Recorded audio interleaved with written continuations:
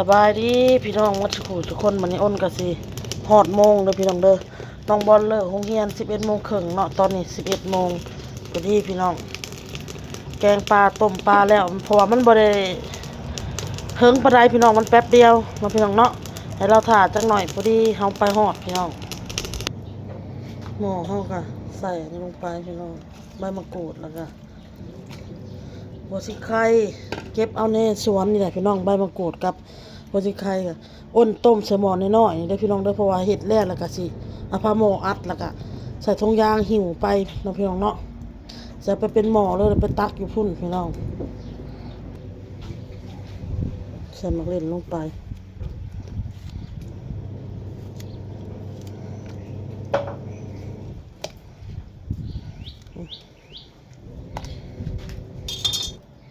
ใส่ผงนัวลงไปใส่ขนมพี่น้องรสดีฮะ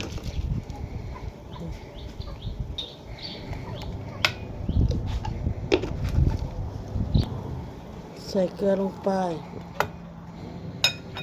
ไข่หมูแดงเตรียมใส่ห้อง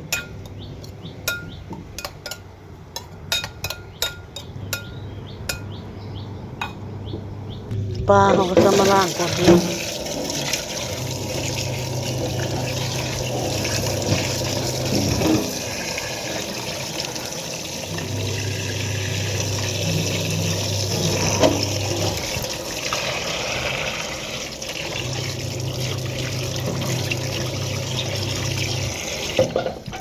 แต่สิบ่ได้อันนั้นดอกพี่น้อง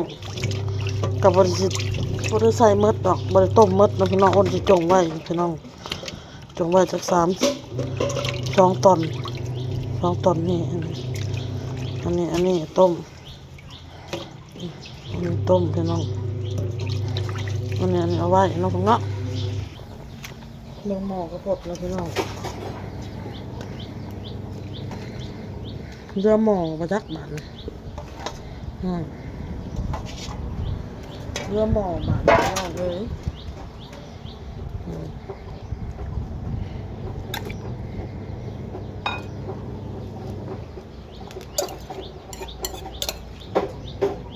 จะแค่หมดลง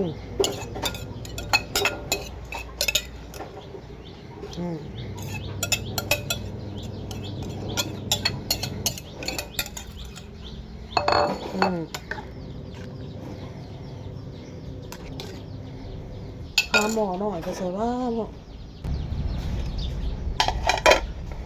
พาหมอกับบิดเบล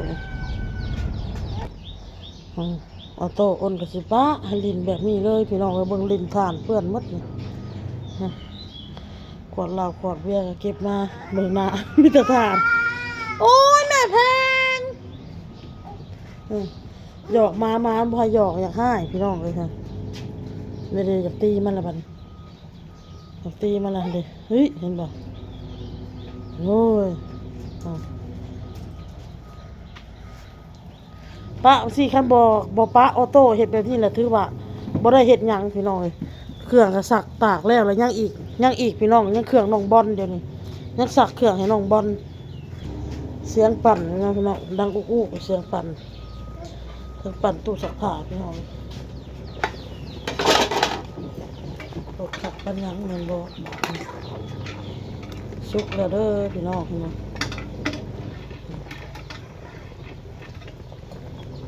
ญาติเห็ดเวียกน้องคนกันเลยใส่กระหอมลงไป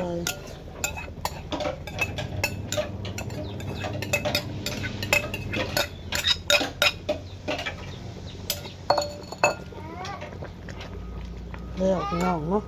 โป่งเด้อพี่น้องเด้อบาทนี่เด้อเรียบร้อยบนไฟเฮาสลึกพี่น้องปะนั่นแหละสลึกกันน้ำพี่น้องไปกินข้าวกับน้องบอลกับพี่น้อง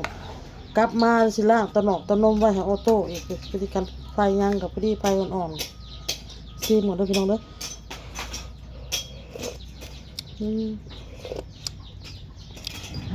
แซ่บพี่น้องพอดีเลยเอาไปหมดหม้อเลยนะพี่น้องเอ้ยอัดไว้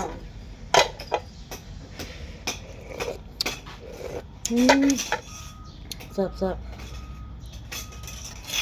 ก่อนสิไปก็ต้องเอาออโต้ไปอาบน้ำก่อนบ่ได้พี่น้องเอาออโต้ต้องไปอาบน้ำอาบในเนาะพี่น้องให้มันเรียบร้อยซะก่อนเนาะกะอ้นกะสิบ่ได้เฮ็ดหยังเด้อพี่น้องกะสิบ่ได้มีหยังเนาะพี่น้องไปสู่ลูกกินก็มีผลไม้มะเกี้ยงแล้วก็กับต้มปลานี่แหละพี่น้องไปสู่โรงบอลกินอยู่โรงเรียนเนาะเครื่องหากระตากตกอยู่โอ้ยพวกไหนเด้อพี่น้องเอ้ยปาบน้ำปะอาบน้ำปลาตัวปีดอาบน้ำปลาเฮ็ดกินปลาไว้แล้วก็สิไปหาอาบน้ำพี่น้องอาบน้ำเด้อพี่น้องเด้ออาบน้ำแต่งโตวก่อนได้แต่เช้าต้องใส่ชุดนอนอยู่นี่เฮ็ดกินปลาไว้ปลาบ่อานาโตปะอาบน้ำเต็มปะอาบน้ำอาบน้ำแล้วกันพากันไปพอดีแกงก็คือสิบ่ยันละฮ้อนปานใดเนาะเพิ่นเนาะบางทีก็สิใส่กระติกนี่ละไปพี่น้องแกงใส่ถ้วยใส่กระติกไปบอกเรื่องอะไรพี่น้องมันจะบกความหาวิธีอยู่พี่น้องหาวิธีใส่หม้อแกงนะพี่น้องใส่กระย่างบ่เลยไหนเพราะว่ามันยากพี่น้องมันมีกระตาหลดเบาะหลดคือหลดอันนึงคลิกแค่นี้มันกว้างหนัดใส่เบาะหลดนะครับทั้งติบเข่าทั้งหม้อทั้งหยังเนาะมันกว้างมันใหญ่ปาบน้ำปลาเบิ่งดูพี่น้องเอ้ยลูกหลานที่เจ้านะเบิ่งเด้อออโต้คนเก่งคนสลาดของที่เจ้านะเบิ่งเด้ออาบน้ำก่อนปะอาบน้ำก่อน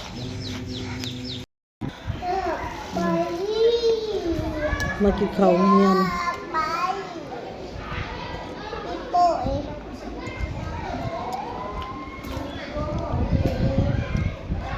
อยู่ในกระเป๋า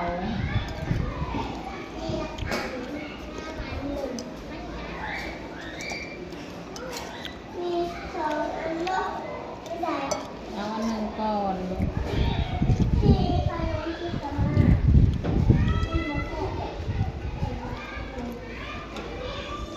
หลายคนอยู่เนาะเด็กน้อยเขาบ่ได้เมื่อเนาะแม่นหลายเด้อยู่ห้องนี้ก็คอยนาถามลูกเจ้ากินข้าวน้ำไผอยู่โรงเรียนน่ะบางทีก็กินกับในครูที่ก็กินกับหมู่ที่ก็กินคนเดียวเพิ่นว่าน้อยเถื่อเรากินคนเดียวคันข่อยออกเบี้ยกับแม่นส่วนหลายเดี๋ยวกินคนเดียวคันว่าออกไปประชุมนั่นนี่คันอยู่นำกันแล้วขอเสนอเลยล้างมือกินข้าว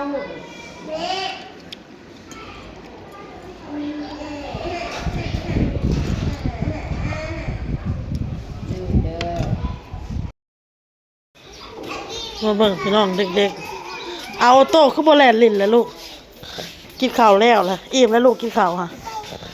อิ่มแล้วกินข้าวต้มปลาอ้นบ่ได้ถ่ายคลิปเด้อพี่น้องเด้อเพราะว่ามีครูน้องบอลเพิ่นกินข้าวนำเนาะแล้วก็มีลูกสาวของเพิ่นน่ะกินข้าวกินอยู่ในห้องเลยพี่น้องในห้องเฮียนเลยเพิ่นเปิดพัดลมมากินอยู่ในพี่ที่แรกอ้นรถจักรก็จอดอยู่พุ่นสิปูสาดกินอยู่ห่มอยู่พุ่นแหละบนรถจักรพุ่นแหละแล้วบัดนี้แหละครูเพิ่นเอิ้นมากินในโรงเรียนพี่เปิดพัดลมมันจึงเย็นเอาโตก็ดีใจขนาดน่ะเห็นแม่มาแล้วเฮ็ดดีใจกินเฮ็ดซื่อๆอยู่บ่ได้ดื้อบ่ได้หยังดื้อครูเพิ่นว่าเขาอันทางโรงเรียนหับผ่านพี่น้องนั่นตัวเงินไว้ซื้อกินน่ะเอา 4,000 พอมื้อเช้านี่ 4,000 น่ะมื้อเช้านี่ 3,000 น่ะมื้อเช้านี่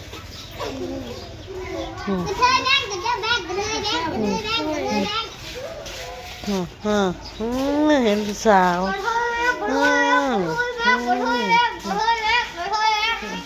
นะ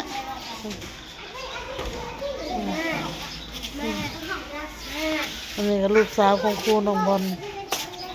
ไม่ยังลูกหมูมันเรา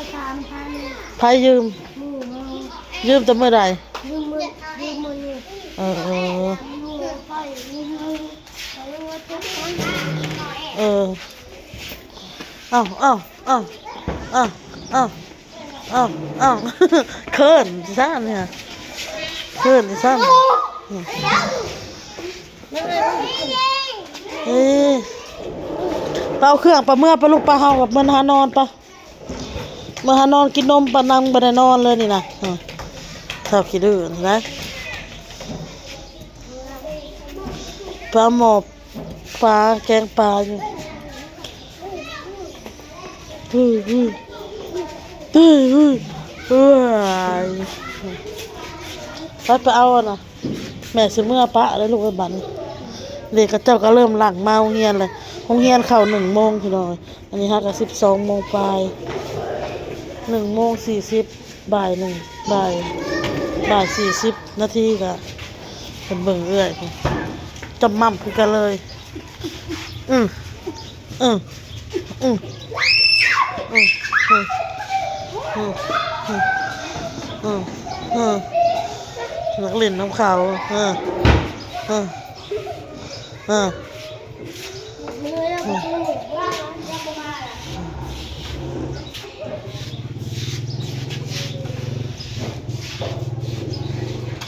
ตั้งใจเฮียนตั้งใจเขียนเด้อถ้าบอลเด้อยินบ่แม่เว้านี่ลูก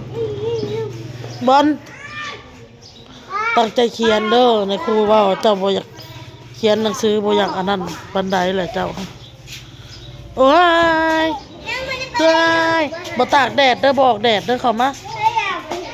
ดีใจพี่น้องเอาโตกันมื้ออื่นบางทีก็สิมากินข้าวอยู่โรงเรียนแต่ว่าสิขออนุญาตถ่ายคลิปเพิ่นได้บ่โศกท้องน้องเด้อ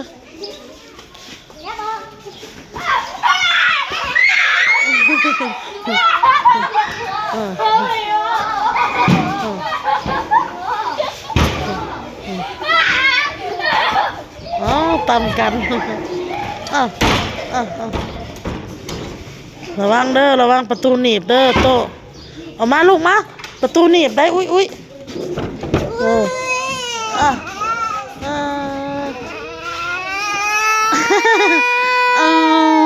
งามปะซะเมื่อปะขี่รถปะเมื่อปะโอ้ยแม่แพ้ยังไงจะเข้าบ่เอาจะเข้าสักเข้าใครตู้สักเข้าเขาจะเข้าค่ะเข้า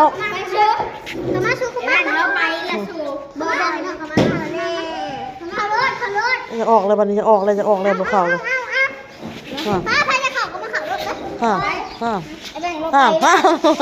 ห้ามให้ชัดสับวันนี้เอาเข่าน้ำผักเข่าเอาน้องขึ้น